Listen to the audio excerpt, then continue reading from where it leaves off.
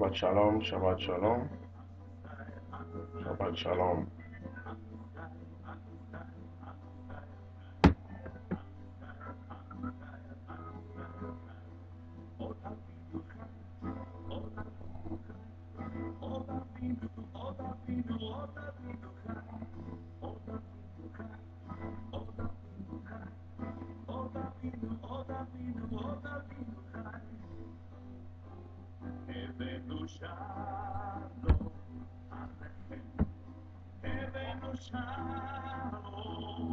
Shabbat shalom, Shabbat shalom.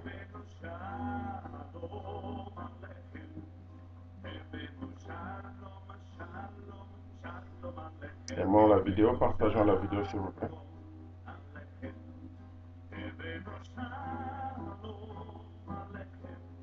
Partageons la vidéo, s'il vous plaît.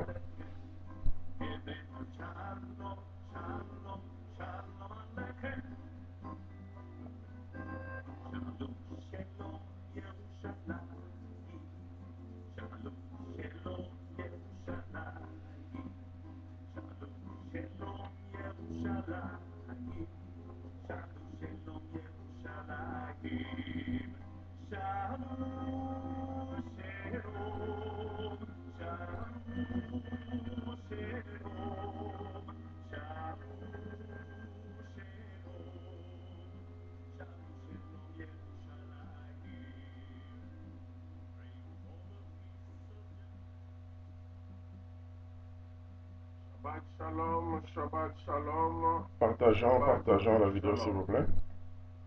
Nous allons commencer d'ici Nous allons prier. 4 minutes ou d'ici 3 minutes. Adonai Elohim, le tout-puissant créateur des l'univers. Père, nous te bénissons pour ces instants. Cher Saint-Esprit de Dieu, le roi à Kodesh, nous remettons ces moments entre tes saintes mains. Prêche-nous la parole pure, made in Zion. Et permets de sorte que nous soyons des auditeurs non oubliés et que nous puissions comprendre la matière dans sa source. Dans le précédent de Yeshua Mashiach, nous te demandons de doter l'esprit. Shabbat shalom, partageons la vidéo s'il vous plaît. Soumets tous les esprits à ton Esprit Saint. Dans le puissant de Yeshua Mashiach. Shabbat shalom, ma fille dépendante. Que l'Éternel vous bénisse davantage. Shabbat shalom, je suis le pasteur David Mafuta. Les restes de nos coordonnées sont devant vos écrans. Juste une précision. Le titre de notre émission, c'est Shabbat Shalom. Et le thème de notre émission pour 2017, c'est Nous allons toujours continuer avec le même sous-thème. L'évangile Made in Jérusalem. Nous allons continuer avec le même sous-thème. On avait commencé la fois passée. Alors, Le dit aujourd'hui, nous ministère. sommes samedi, le 15 juillet. Nous émettons depuis Londres en direct sur Olive TV. Chaque samedi, de 15h jusqu'à 16h.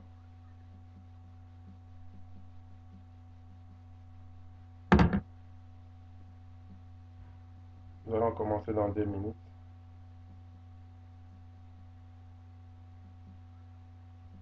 Partageons la vidéo s'il vous plaît.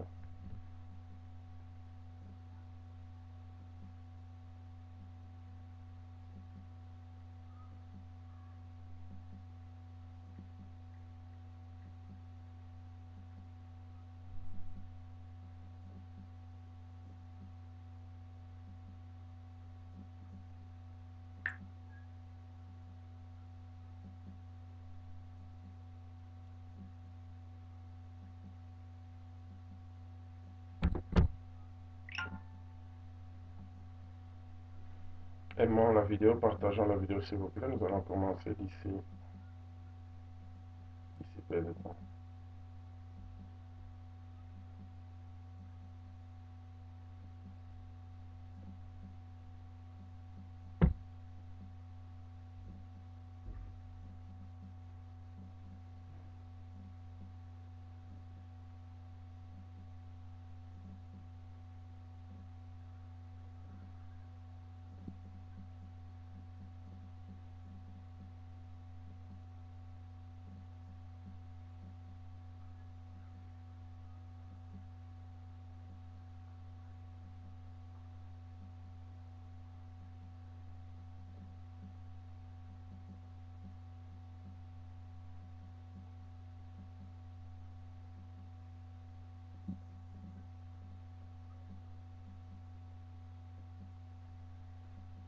C'est que vous avez passé une belle semaine comme nous autres. Donc maintenant, c'est le temps d'écouter une bonne nouvelle.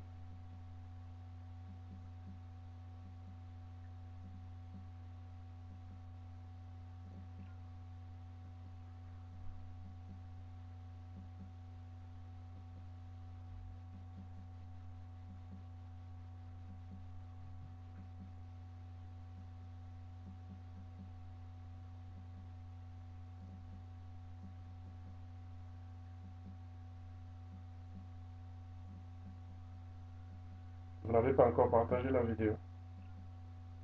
Partagez la vidéo s'il vous plaît. On donne une minute aux autres afin qu'ils se joignent à nous afin de commencer. Parce que là, ok, nous allons commencer d'ici quelques secondes. Je suis en train de partager aussi la vidéo.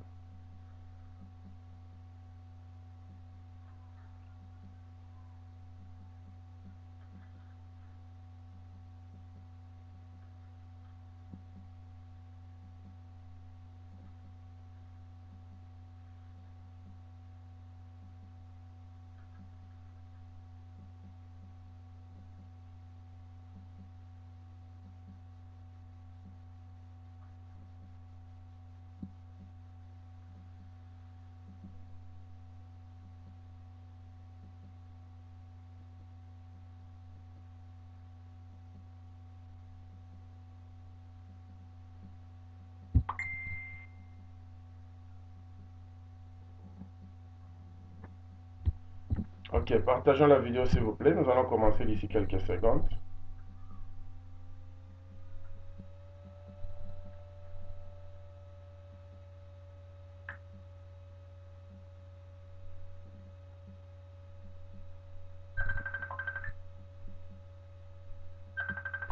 N'appelez pas s'il vous plaît. Après l'émission, vous pouvez appeler après l'émission.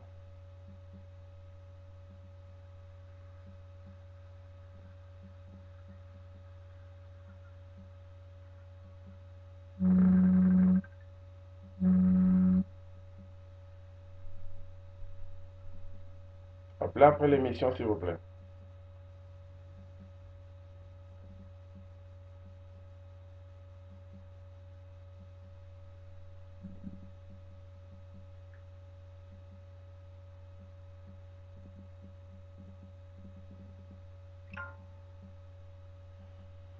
Ok, nous allons prier.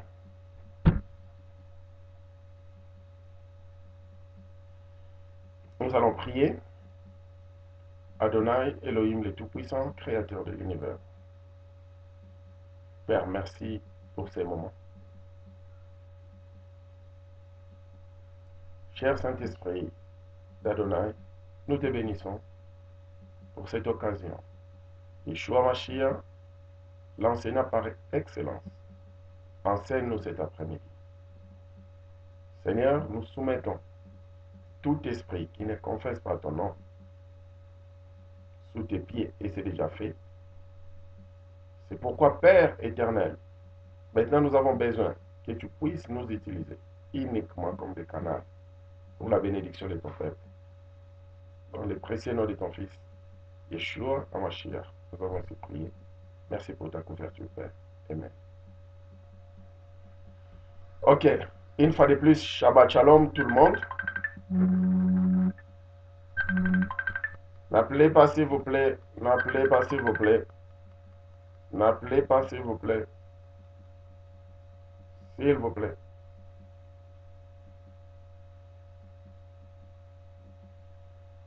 Nous allons commencer avec l'émission.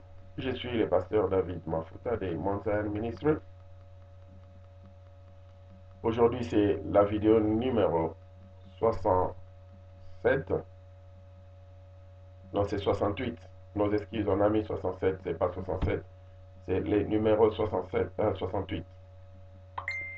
Et ça sera redifféré quelques heures après ces lives de Facebook. Donc, nous sommes en train de filmer avec la télé Shabbat Shalom TV. Et là, nous sommes en live sur Facebook. Pour ceux qui nous suivent pour la toute première fois, nous allons vous recommander de répartir sur YouTube.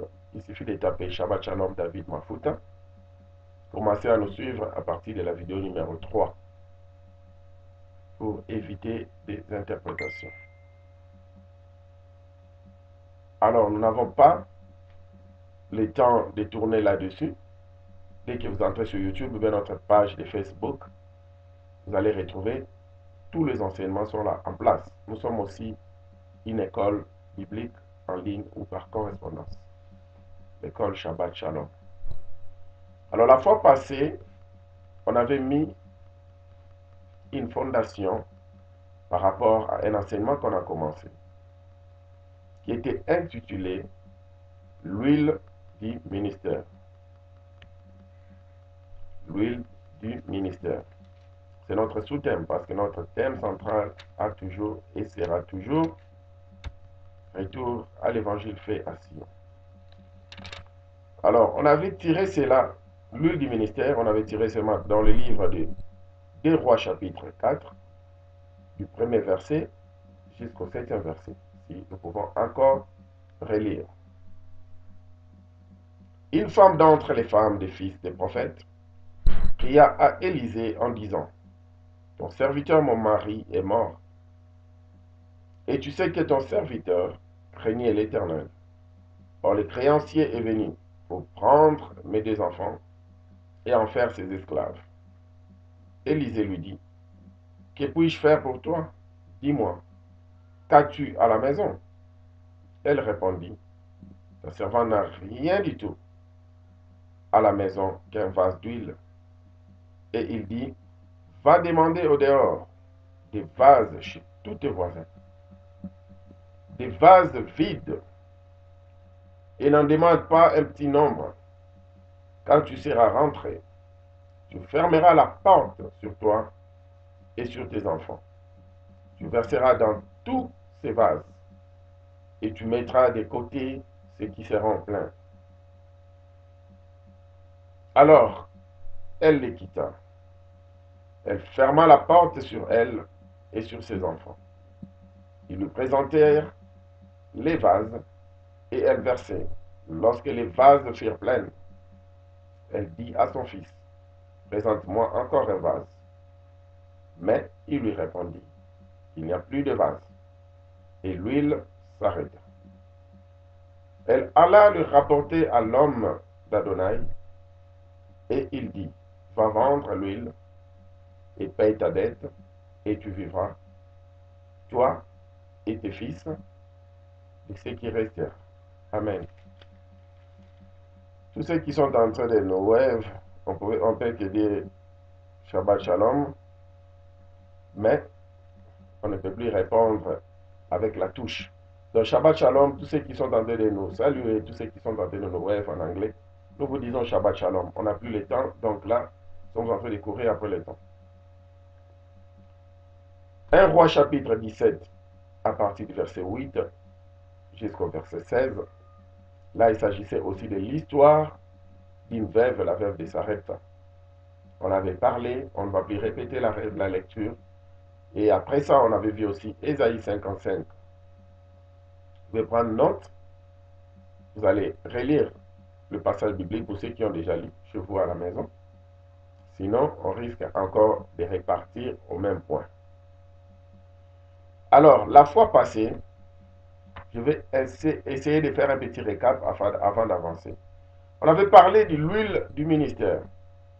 On a vu qu'il y avait 3 cas. Il y avait le cas de 2 Rois chapitre 4, la veuve du prophète, l'un des prophètes d'Israël qui venait de laisser sa femme et ses enfants. Et les créanciers sont venus pour récupérer ses enfants parce que quand le monsieur était mort, il avait laissé des dettes. On avait vu le deuxième cas de la veuve de Sarepta. La veuve de Sarepta qui vivait pendant le temps de la sécheresse. Alors, elle et son fils. Il ne leur restait que un pot de farine et puis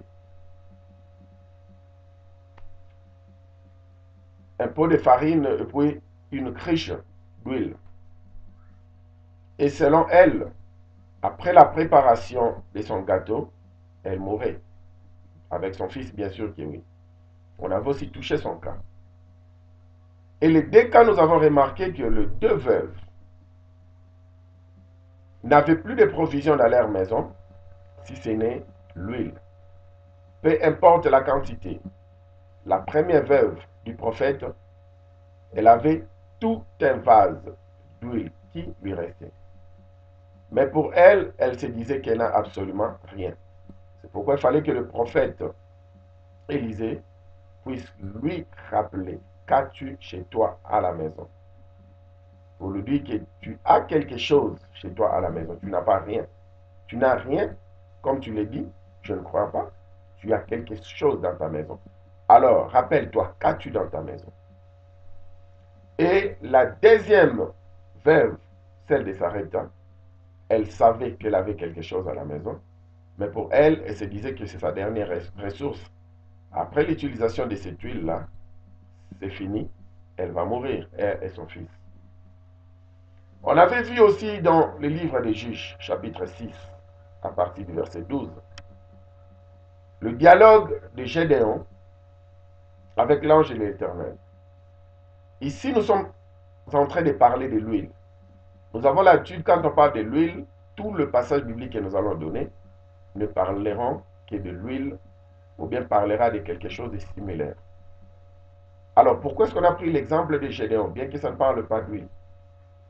Mais Gédéon, ce monsieur-là aussi, il pensait n'avoir absolument rien.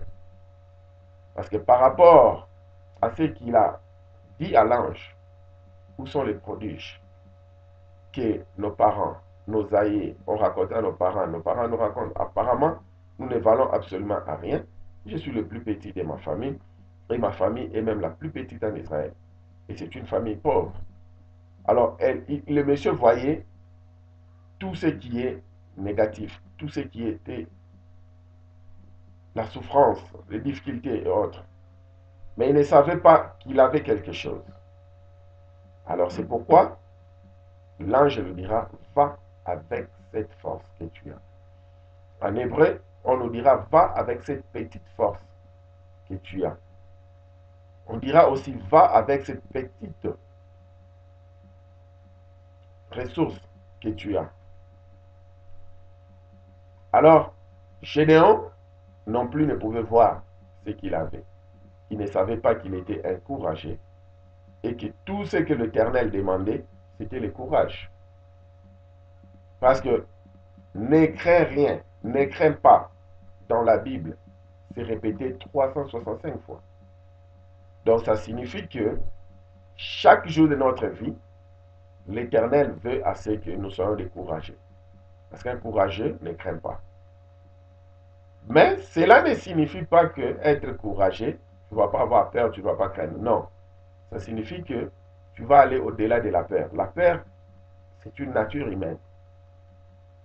Même les vaillants héros, même tous les courageux, ils ont d'abord peur, mais ils n'acceptent pas de rester là. Ils vont au-delà de la peur pour prendre risque. C'est ça.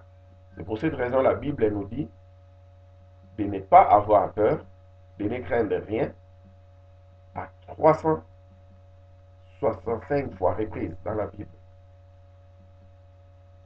Donc, c'est comme ça que l'ange lui dira: ne crains pas, mais va avec cette petite force que tu as et tu vaincras tes ennemis. On avait dit que dans nos jours, on parle de la première veuve du prophète. C'est que le prophète lui avait donné comme recommandation d'aller chez ses voisins, demander des vases vides et qu'elle ramène ces vases-là à la maison, qu'elle commence à verser l'huile dans le vase. Et puis, le vase qui s'est rempli, qu'elle le mette de côté. Seulement les vases pleins, qu'elle le mette de côté. Jusqu'au dernier vase, quand le dernier vase était plein, et voilà le miracle d'huile aussi, c'est ça.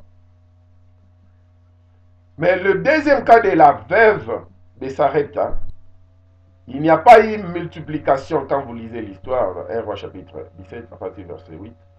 Il n'y a pas eu multiplication, comme fut le premier cas, mais pour elle seulement, c'est pot de farine et cette cruche d'huile ne finissait pas. Elle pouvait toujours s'en servir. C'est comme si j'ai un pain, je mange ces pains-là, mais le pain ne finit pas. Ça ne se multiplie pas à plusieurs pains, c'est seulement un pain, mais je mange, mais ça ne finit pas. C'était ça, le deuxième miracle. Alors, on ne veut pas s'attarder là-dessus. Le problème est que la fois passée, on avait vu que l'huile du ministère, c'est le Saint-Esprit d'Adonai lui-même. C'est lui qui est l'huile du ministère. Les deux passages bibliques que nous sommes en train de parcourir ne sont que des préfigurations du vrai huile. Alors, à l'époque, il a fallu demander de l'aide extérieure, comme la veuve du prophète, c'est comme ça que je l'appelle pour que nous comprenions le message. Elle est allée demander les vases de voisins. Mais, rassurons-nous une chose, le Saint-Esprit d'Adonai savait qu'à l'époque, comme on avait dit la fois passée, il y avait un bon voisinage. Même nous autres qui venons de l'Afrique, jadis, il y avait un bon voisinage. Personne n'avait de problèmes. Bien sûr que oui, on avait toujours des problèmes. Quand il y avait un problème, les voisins étaient toujours là pour venir en aide. Et il y avait l'entraide. Les gens s'entraidaient. Il y avait la compassion, le vrai amour. Mais dans ces siècles présents, les siècles d'Internet, les siècles de vitesse, comme je dis, tout le monde est devenu égoïste, tantôt d'une manière, tantôt d'une autre. En commençant dans nos propres maisons. Chacun a son smartphone à côté en train de faire ses histoires. Même si sa soeur ou son frère pleurait, il n'a pas ce temps-là. Parce qu'il a un game à jouer ou bien il est en train de chatter. Ces siècles, tout le monde est devenu égoïste. Alors, si c'était dans ces siècles que cette dame devait sortir, aller chez les voisins pour demander des vases, peut-être sur 100 maisons où elle allait frapper à la porte, elle n'allait revenir qu'avec 2 vases. Vous voyez combien le monde est devenu méchant. Mais aujourd'hui, gloire soit rendue. Gloire soit rendue à Yahvé, parce qu'il ne nous demande plus d'aller demander le vase chez les voisins. Parce qu'il sait que les voisins vont se moquer de nous. Les voisins qui, jadis, avaient aidé, aujourd'hui, les voisins est devenu méchant. Aujourd'hui, les voisins est en train de travailler avec l'ennemi. Là, maintenant, sur le plan spirituel. N'allons plus demander des vases chez les voisins. Parce qu'on n'aura pas la satisfaction. Ce qu'on aura en retour sera de moquerie. Alors, c'est pour cette raison. Yahvé parla déjà au travers la bouche de celui qui il utilisait plus comme un prophète, Ésaïe. 55, à partir du premier verset. Vous tous qui avez soif, venez aux eaux. Même celui qui n'a pas d'argent, venez, achetez et mangez. Venez acheter du vin et du lait, sans argent, sans rien payer. Pourquoi dépensez-vous de l'argent pour ce qui ne nourrit pas? Pourquoi travaillez-vous pour ce qui ne rassasie pas? Le Saint-Esprit d'Adonai dit, n'allez plus chez les voisins. Venez maintenant chez moi. C'est sans argent. C'est sans honte. Sans formule. Venez acheter gratuitement chez moi. Quelle erreur des Français. Achète-t-on gratuitement, mais ce n'est pas une erreur. Parce que c'est le langage divin. Quand certains diront que Lazare est mort, dans le langage divin, Yeshua dira que mon ami dort. Vous voyez? Il dit ne vous tracassez plus pour aller chez les voisins. Venez maintenant acheter de l'eau chez moi. Venez acheter de l'huile chez moi. Venez acheter tout ce dont vous avez besoin. Vous avez besoin d'enfants? Venez acheter chez moi. C'est gratuit. Vous avez besoin de travail? Venez acheter chez moi. C'est gratuit. Apocalypse chapitre 21 et verset 6. Et il me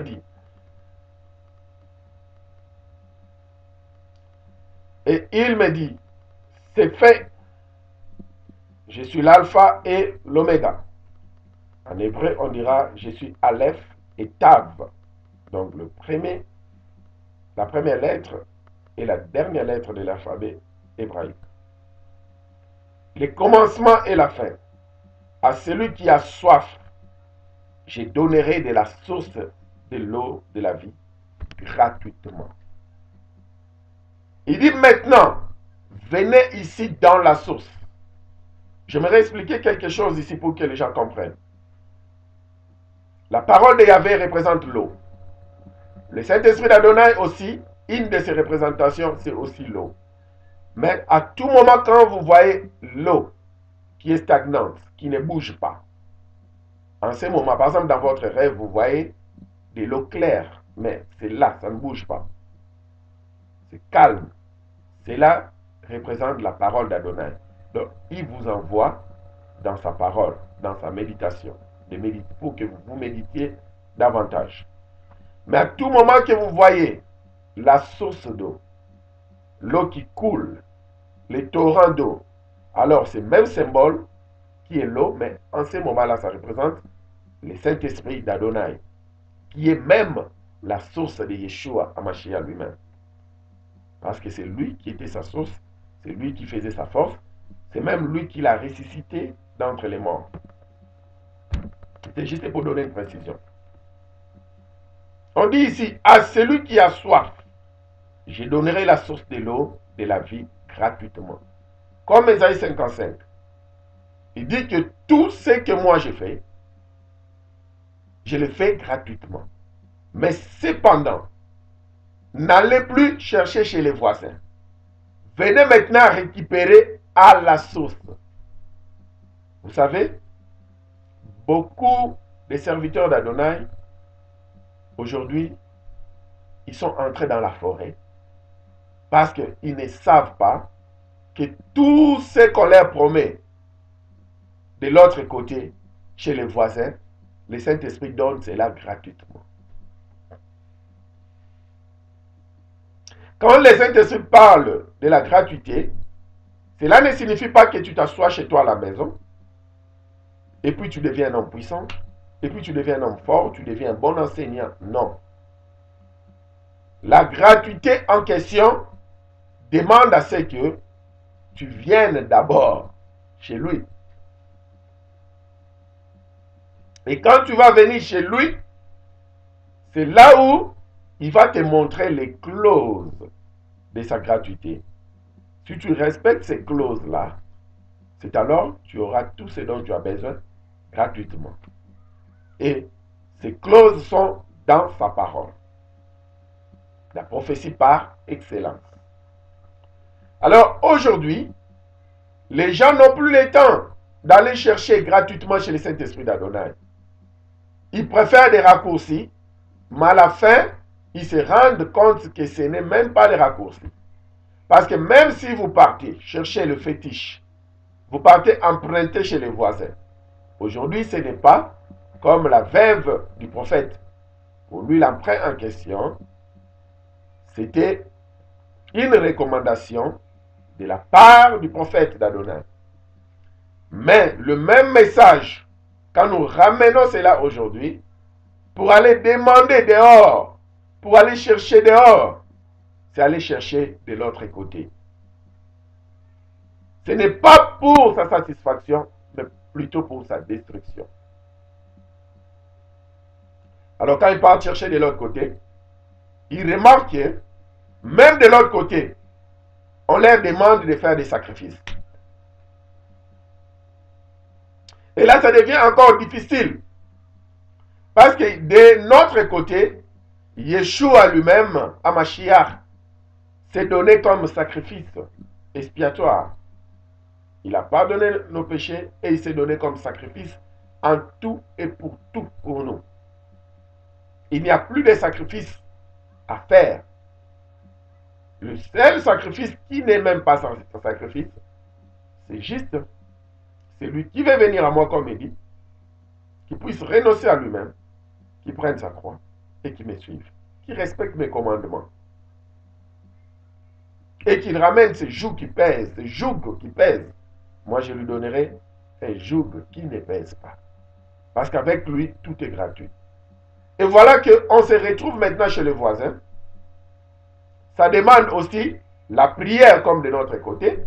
Quand vous suivez les satanistes qui donnent leur témoignage, ceux qui sont des convertis, ils vous diront qu'ils font des prières, ils font des jeûnes, même des 20 jours, 21 jours et autres.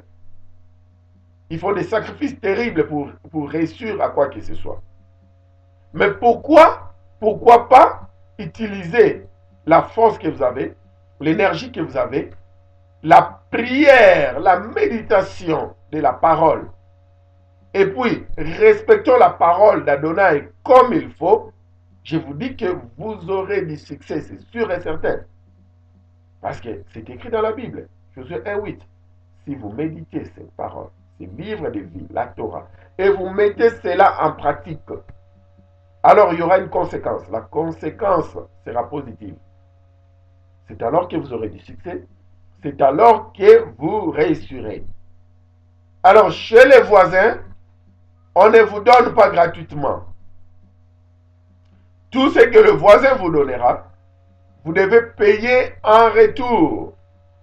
Et bizarrement, il vous donne que des cacahuètes, mais il va vous demander ce qui va vous coûter toute votre vie. Il vous demande votre femme. Avec tant de souffrances que vous avez connues avec votre femme, des épreuves ensemble. Et voilà, vous êtes arrivé sur le point où vous êtes. On vous demande votre femme. Et voilà comment vous avez enduré avec vos enfants. On vous demande vos enfants. Vous voyez ce que les voisins font. Et voilà combien vous avez enduré avec votre fille. On demande à ce que vous deveniez mari de votre fille. Vous voyez, copain de votre propre fille. Quel sacrilège. Alors, en fin de compte, c'est juste parce que vous voulez qu'on chante pour vous. Vous voulez avoir une belle voiture, vous voulez avoir une belle maison.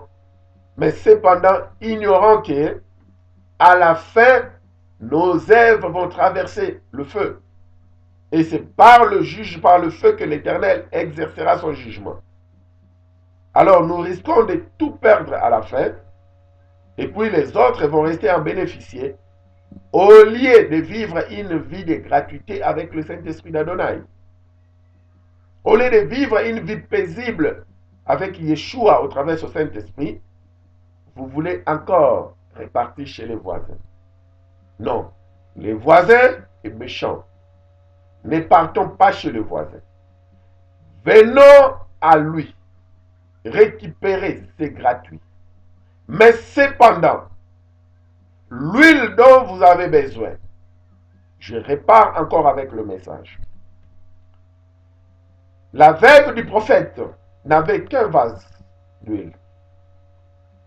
La veuve de Sarepta n'avait qu'une cruche d'huile. Avec le peu qu'ils avaient, cela suffisait pour accomplir les miracles. Et c'est comme ça que Yeshua même ne nous demande pas une grande foi, une petite foi, comme le plus petit grain en Israël, le grain de sénévé. Si vous avez ne fût qu'une petite foi comme ce grain-là, vous pouvez déplacer des montagnes. Cela ne signifie pas que tu arrives comme ça, il y a une chaîne de montagnes à Bangou, il y a une chaîne de montagnes, je ne sais pas, à Montpellier. Tu arrives, tu te tiens debout à Montpellier, déplace-toi. Ce n'est pas comme ça. Les montagnes sont des épreuves, des difficultés qu'on connaît dans notre vie. Alors, il dit, il ne demande qu'une seule petite foi. Mais en matière d'huile, aujourd'hui, on ne nous demande pas une petite. On demande à ceux que nous ayons la provision d'huile. Vous voyez dans le psaume chapitre 23, si nous pouvons lire ça rapidement, psaume chapitre 23. Psaume 23.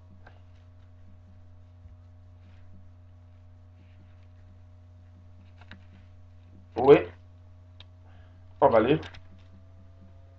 À partir du verset 5. Tu dresses devant moi une table en face de mes adversaires. Tu oins d'huile ma tête et ma coupe déborde. Avec le Saint-Esprit d'Adonai, on ne nous demande pas une petite quantité, comme avec la foi. Avec le Saint-Esprit d'Adonai, on nous demande des débordements. Tu ne pourras pas agir avec le Saint-Esprit d'Adonai si tu ne connais pas les débordements. Parce qu'il faudrait que ta tête soit ointe et que l'huile déborde. Donc ta coupe doit être d'abord remplie. Ta cruche doit être remplie. Ton vase doit d'abord être rempli. Et puis maintenant, le miracle commence quand ça déborde. Quand ça commence à tomber en désordre, c'est là où le miracle commence. Ne t'assois pas chez toi à la maison, tu te dis que le miracle, tu le reçois seulement comme ça. Non, c'est tout un travail. Quand vous voyez quelqu'un qui travaille avec le Saint-Esprit d'Adonai, opérer dans le miracle, c'est vrai qu'il y a un don de miracle, mais il y a aussi de méditation, de prière, de méditation et de prière jusqu'à ce que ta coupe déborde. Je sais de quoi je parle parce que ce sont des choses que j'expérimente. Quand ma coupe ne déborde pas, il y a des fois, il y a une résistance terrible. À plusieurs reprises dans ma vie, il y a des dossiers qui étaient bloqués. Et j'ai travaillé pour débloquer ces dossiers-là, mais ça ne marchait pas. Mais si je commence maintenant à entrer en profondeur dans la prière, la méditation, la consécration, la prière, la méditation, la consécration, je sens moi-même que ma coupe commence à se remplir. Et une fois que ça déborde, l'huile commence à couler. Advienne que pourra. Tout ce qui était bloqué se débloque. Parce que c'est avec le débordement que le miracle se crée. C'est pour cette raison, le prophète n'a pas dit à la première dame, tu vas juste mettre un peu d'huile dans chaque vase que tu vas emprunter. Non, il faudrait que le premier vase soit d'abord plein. Parce qu'après, le plein, c'est là où on parle de débordement. Et faire de sorte que tous ces vases-là soient pleins. Mais aujourd'hui, on ne parle pas de plein, on parle du débordement. On parle de la réserve, on parle de la provision. Souvenez-vous que nous connaîtrons des jours noirs, des jours sombres dans notre vie. Une fois, j'étais tombé tellement malade. Pendant un mois, j'étais par terre dans mon salon. Je ne pouvais parler, je ne pouvais rien faire, ni manger, ni boire. Je voyais ma mort. Ma femme, mes enfants pleuraient, priaient pour moi tous les jours. C'était mes jours sombres, où ma seule prière était: Éternel, merci pour m'avoir amené jusqu'ici, Ebenezer. Tout ce que je te demande maintenant, c'est de me prendre.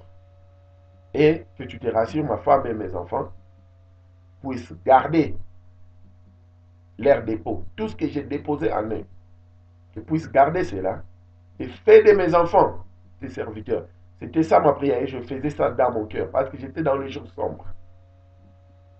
Mais gloire soit rendue à Yahvé à cause de sa provision. Parce que ni t'était sa provision, je ne serais pas aujourd'hui. Est-ce que je dis que au travers de la prière et la méditation, c'est alors que nous allons vivre? Non, l'Éternel nous a donné sa vie gratuitement. Et il connaît nos nombres de vies sur cette terre des hommes. Mais malheureusement, il y a le méchant qui commence à ôter la vie des gens. C'est pourquoi il avait dit: pour mes enfants, toute arme forgée pour vous, contre vous, ne vous fera absolument rien. Isaïe 54, à partir du verset 16 jusqu'au verset 17. Parce qu'il sait qu'il y a des armes sataniques qui sont forgées sur cette terre des hommes. Et ça détruit complètement. Il y a des gens qui connaissent des morts subites. Matthieu chapitre 25. Alors les royaumes des cieux sera semblable, à partir du premier verset.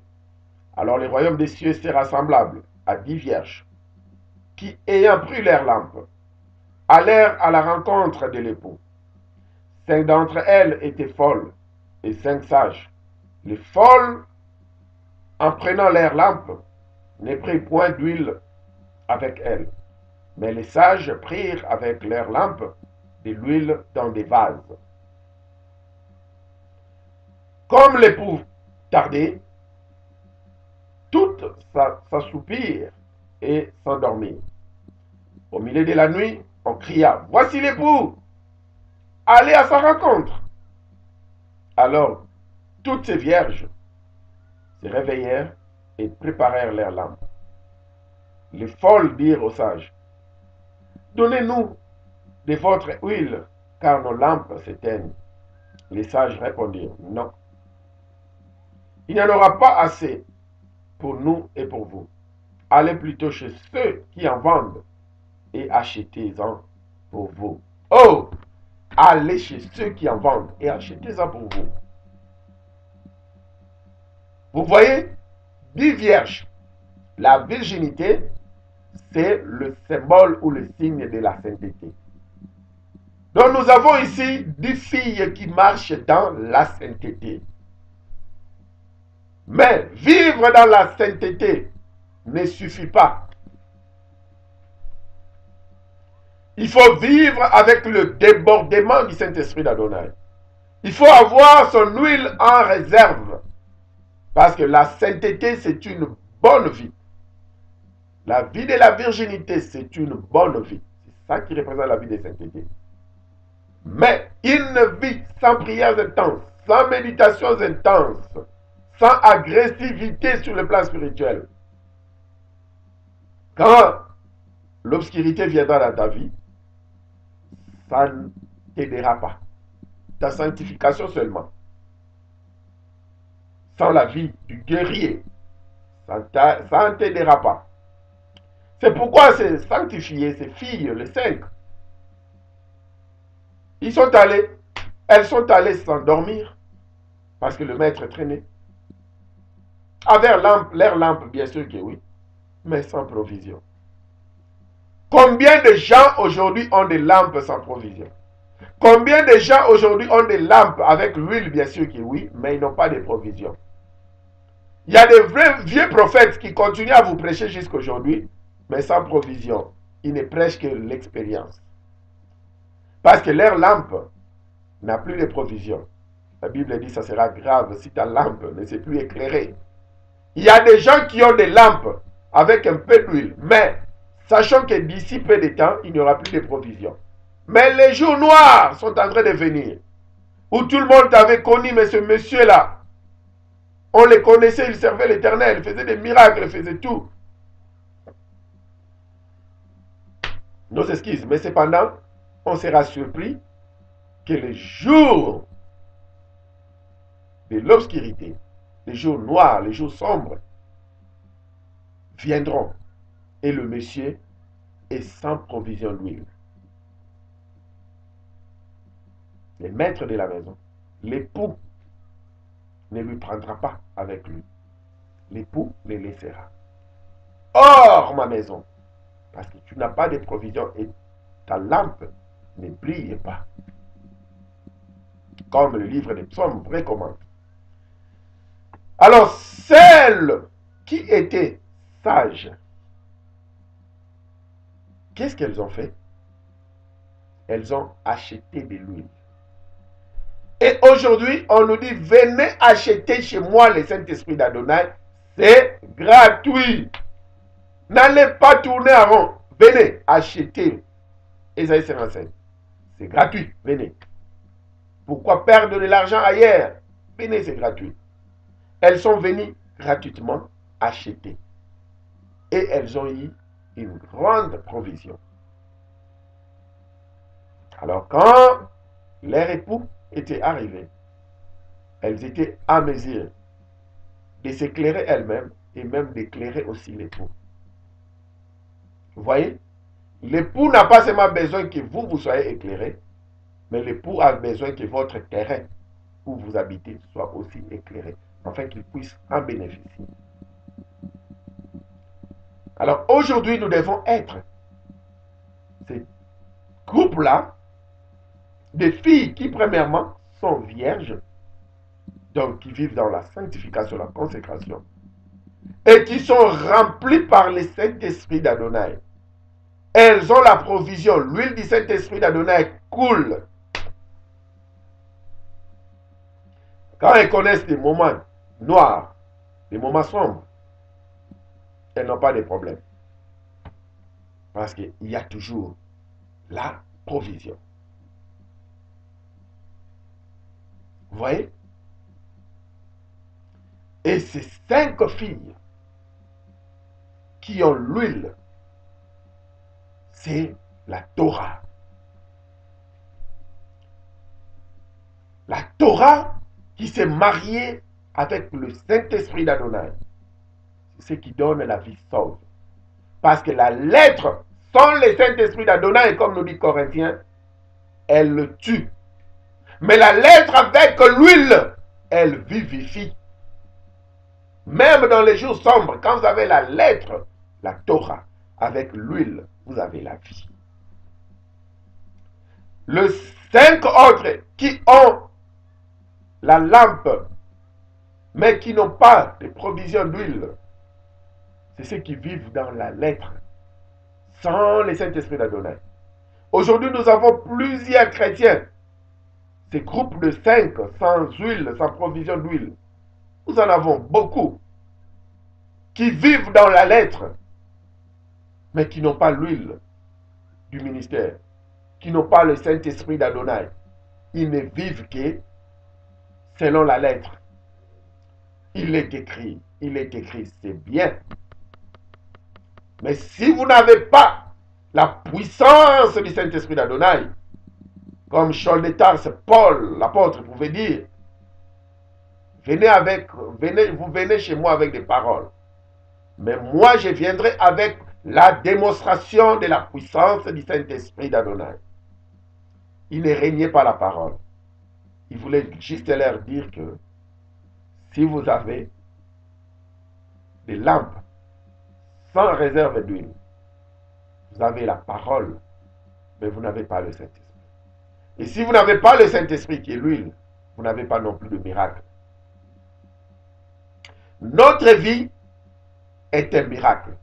Et nous devons reproduire le miracle tous les jours de notre vie. Il ne faudrait pas vous vendre gratuitement. Il y a des gens qui ne savent même pas dormir parce qu'ils ont peur des sorciers. Il y a des gens qui ne peuvent même pas voyager pour aller en Afrique parce qu'ils ont peur des sorciers. Vous dites qu'écoute, si je voyage en Afrique, peut-être ils vont me tripoter, je vais rester là-bas. Mais vous vivez sans paix. C'est parce que votre lampe manque l'huile. Cette lampe qui est remplie d'huile et dont vous avez l'huile en réserve, vous n'aurez jamais peur. La crainte ne sera pas dans votre dictionnaire. Jamais, jamais, jamais, jamais. Alors, nous reprenons la question. Veuve du prophète, qu'as-tu dans ta maison? Elle pouvait voir tout ce qu'elle n'avait pas. Mais le peu qu'elle avait, elle ne pouvait pas voir ça. Veuve de Sarepta, qu'as-tu dans ta maison? Oh, je n'ai que un peu d'huile, c'est fini. Mais ne savait pas l'impact de cette huile-là. Gédéon, qu'as-tu dans ta maison? Oh, tout ce qu'on nous avait dit. Je ne vois rien, je n'ai absolument rien. De la même manière, aujourd'hui, vous qui nous suivez, vous pensez ne rien avoir, mais donc détrompez-vous. Le monde veut vous faire croire que si vous n'avez pas de diplôme universitaire, c'est que vous êtes rien, bon à rien. C'est faux. Le monde veut vous faire croire que si vous ne connaissez pas les mathématiques ou la langue française, si vous ne parlez qu'une seule phrase avec 10 fautes, c'est que vous n'êtes pas intelligent. Raison pour laquelle, quand vous partez par exemple en Afrique, au Parlement, la plupart d'eux, ils n'ont mis que des universitaires, des docteurs en loi, ceci, cela. Mais qu'est-ce qu'ils font? Absolument rien. Parce que la vraie sagesse, l'intelligence, ça n'a rien à voir avec leur diplôme. Ils sont là, ils sont vraiment perdus. Tout ce qu'ils peuvent faire, c'est prendre leur téléphone, jouer au Nintendo. Parce qu'ils sont perdus, ils ne savent absolument rien. La sagesse pour diriger une nation, c'est quelque chose de divin. C'est un don de Yahvé. Ça n'a rien à voir avec le diplôme de doctorat de droit. Un vieillard qui n'a pas étudié, qui est au village, il peut faire voter des lois qui vont changer toute une nation. Mais il n'a jamais été à l'école. Mais doué avec l'intelligence d'Adonai. Donc c'est ça. Aujourd'hui, le monde veut nous faire croire que quand vous avez un bon travail, on vous appelle directeur. C'est là où vous êtes quelqu'un, où vous avez quelque chose. On veut nous faire croire que les domestiques, il n'est rien et il n'a rien. Vous qui êtes en train de nous suivre en ce moment, nous vous posons la question. Chacun, permettez-nous de vous tutoyer. Qu'as-tu chez toi à la maison? Qu'as-tu dans ta vie que toi-même tu ne sais pas voir? Nous allons vous révéler cela. N'est-ce pas tu as une femme? N'est-ce pas tu as un époux? N'est-ce pas tu as des enfants? Mais pourquoi tu regardes ailleurs? Pourquoi tu regardes la femme d'autrui? Sa vie, c'est sa vie. Tu as ta femme. Pourquoi tu regardes le mari d'autrui? Sa vie, c'est sa vie. Tu as ton mari. L'autre là, son mari est directeur. C'est bien. Ton mari est jardinier. C'est bien. C'est ton mari. Ne mesurons jamais notre vie avec celle des autres. Ne faisons jamais des comparaisons. Et ne croyons jamais que la famille des directeurs mène une belle vie que la nôtre. Parce qu'elle mange tous les jours, parce que nous mangeons chaque 2 jours. Non, c'est pas ça. Ne regarde pas seulement les enfants des autres pour dire que leurs enfants sont intelligents. Si je pouvais avoir des enfants comme mon voisin, mes enfants n'aiment pas étudier. Les enfants, c'est qu'as-tu dans ta maison? Cet enfant-là, depuis que vous avez mis cet enfant-là à l'école, il ne sait pas s'en sortir parce que les mathématiques, l'anglais, le français, ce n'est pas son histoire. Mais cela ne veut pas dire il est moins qu'à non. Il a quelque chose. Cherchons à savoir ce que lui a. Et c'est ce qui marquera la différence dans sa vie. Avec notre éducation, quand l'enfant est comme ça, on le case. pour dire que cet enfant-là n'est pas intelligent, on tourne même les dos. Mais cependant, cet enfant a quelque chose. Et peut-être ce que cet enfant-là a, ça peut même changer la vie de votre famille. Commençons à citer des exemples. Ça ne vaut pas la peine. Où un enfant, on lui dira que tu ne vaux à rien. On le chasse même de l'école. Mais après, il devient ce qu'il devient. Ou quelqu'un qui vient, il a des petits doigts. On dit que tu ne peux pas jouer au piano. On les chasse. Mais après, il devient le grand pianiste et professeur de son professeur. Qu'as-tu chez toi à la maison? Ce que tu as, avec le Saint-Esprit d'Adonai, l'huile du ministère, il y aura des multiplications. Il y aura des transformations. La multiplication, c'est aussi la transformation. Il y aura des transformations chez toi à la maison. L'enfant qui n'a pas fini ses études, il peut bouleverser ce monde dans le bon sens. Ton époux, ta femme, que tu pensais elle est moins à rien, elle peut changer ta vie. Mais cependant, à partir d'aujourd'hui, commençons d'abord à valoriser ce que nous avons. Peu importe la quantité que nous avons, peu importe la qualité que nous avons, qu'as-tu chez toi à la maison? Valorise cela. Mais au-delà de tout, sache qu'il faudrait avoir le Saint-Esprit d'Adonai. Et dès que tu l'as dans ta vie, il faudrait vivre les débordements. Pas autre chose. Vous voyez, même dans l'amour, peu importe l'amour dont vous voulez définir, quand tu as les débordements, vous avez tout ce dont vous avez. Vous aurez tout ce dont vous avez besoin. Même l'homme qui amène sa femme au débordement, sa femme lui donnera au-delà de toutes choses. La femme qui amène l'homme au débordement, l'homme lui donnera au-delà de toutes choses. Ceux qui sont le parents comprennent. L'ami qui te donne au débordement, tu vas l'aimer plus que tout autre ami. Et tu deviendras plus qu'un frère pour cet ami-là. C'est comme ça, avec le Saint-Esprit d'Adonai, partons au débordement. Nous aurons tout ce dont nous avons besoin qui vont en accord avec sa volonté dans notre vie.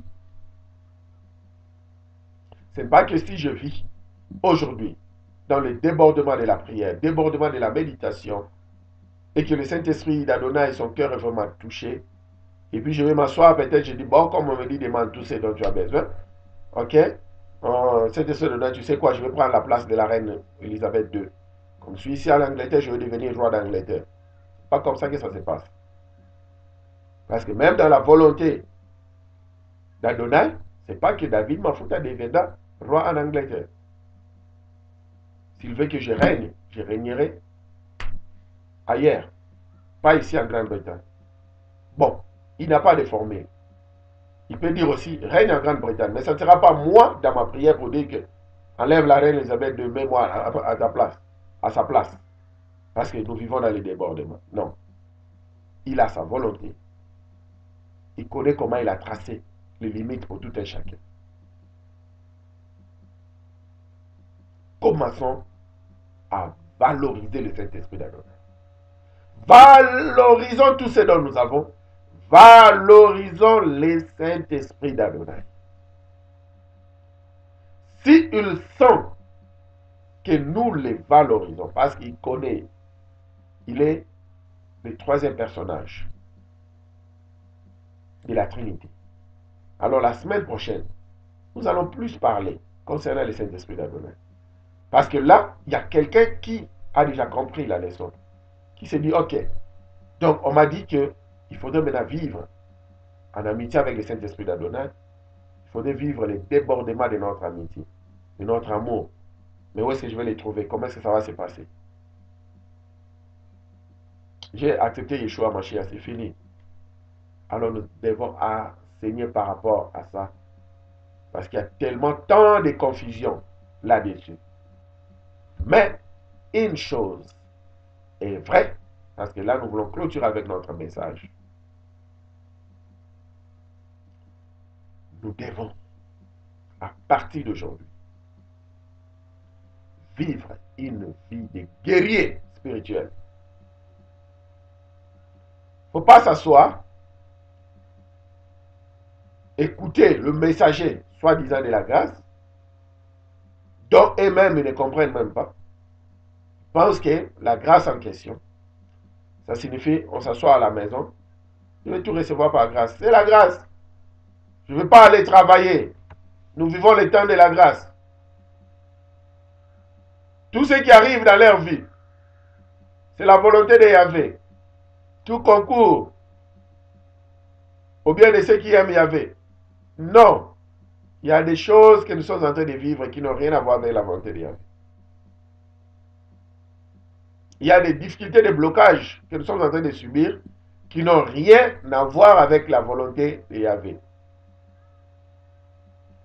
Et il y a des choses que nous devons faire qui n'ont rien à voir avec la volonté de Yahvé. Si je vais acheter un vélo pour mon enfant, il faudrait que je parte travailler. Si je vais avoir la nourriture chez moi à la maison, il faudrait que je parte travailler. Je ne vais pas m'asseoir pour dire qu'aujourd'hui, comme on n'a pas mangé, c'est la volonté de Yahvé. Mais j'ai mes deux mains, j'ai mes deux pieds. Pour dire que si mon fils n'a pas un vélo, c'est la volonté de Yahvé. Non. Yahvé nous a donné sa force,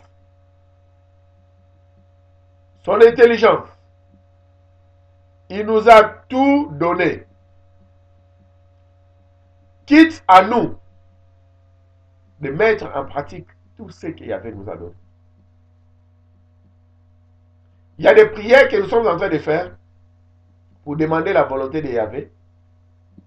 Ce sont des prières que nous ne pouvons même pas faire. Oui, ce sont des prières que nous ne pouvons pas faire. Parce qu'il nous a déjà tout donné. Et il nous a donné l'intelligence et le discernement des choses. C'est comme dernièrement, je vais brosser ça rapidement. Quelqu'un qui m'écrit, pasteur s'il te plaît, je suis en Afrique, on a besoin un peu d'aide financière pour mes études et tout. J'ai dit, bon, je ne sais quoi dire, mais nous allons demander la directive du Saint-Esprit d'Adonai et on verra. Après une heure du temps, la dame écrit encore, est-ce que le Saint-Esprit d'Adonai ne t'a pas encore donné des directives? Parce que moi aussi je prie comme toi, je suis évangéliste. Je sais que le Saint-Esprit d'Adonai t'a déjà parlé. Alors, est-ce que je vais aller demander le Saint-Esprit d'Adonai, perdre de mon temps, pour aller demander le Saint-Esprit d'Adonai s'il faudrait que j'aide cette dame-là? Je ne peux pas perdre mon temps.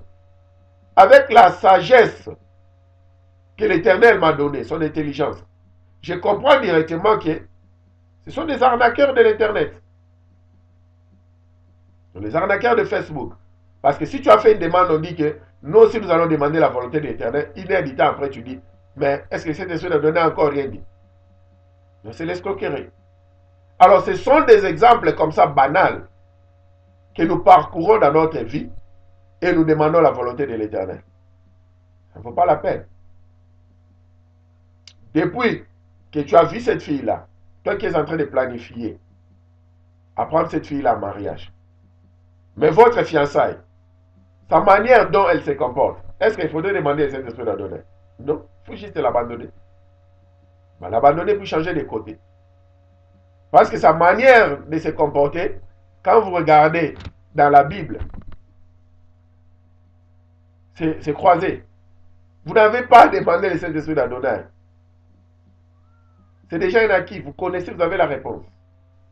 Donc, c'est comme ça. Alors, à partir d'aujourd'hui, travaillons ensemble avec le Saint-Esprit. Vivons les débordements. À tout moment où nous vivrons les débordements, le miracle sera sûr et certain.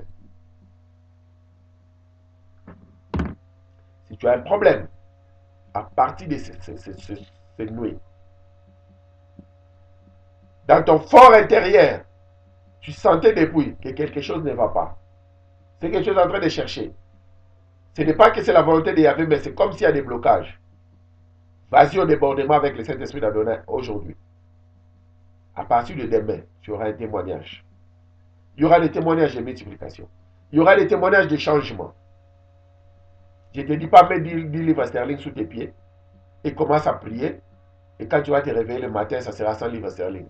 Je ne parle pas de ce genre de multiplication. Je dis que quelque chose va se passer.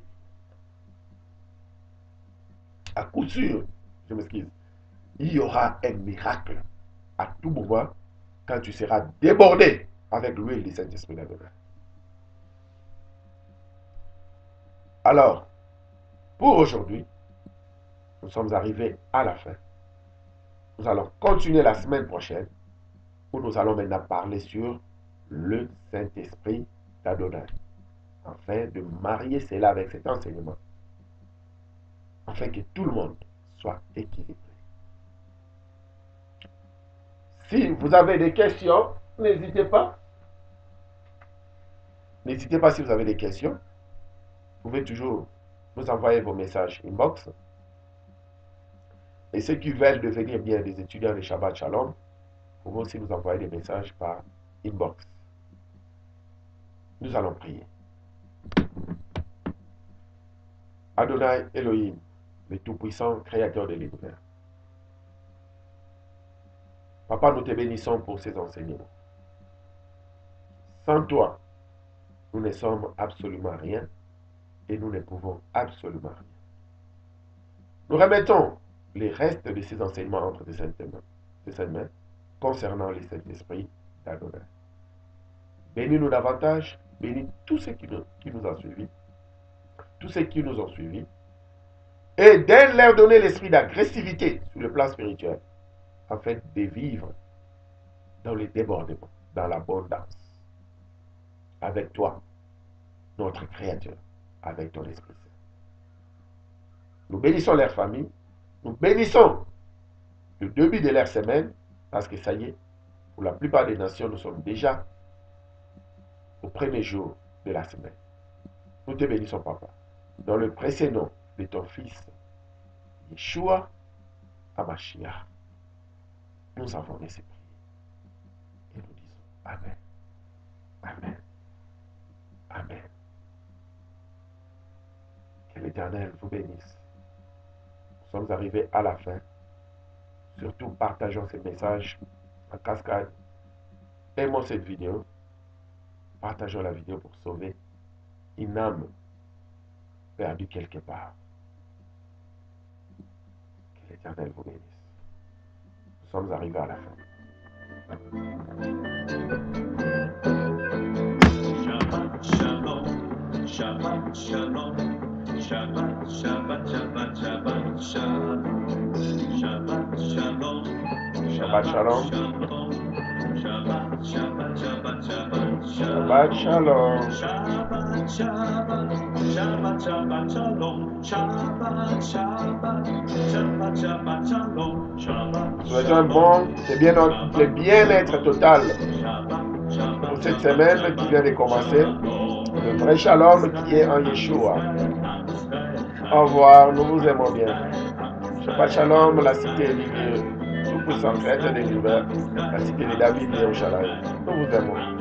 Au revoir.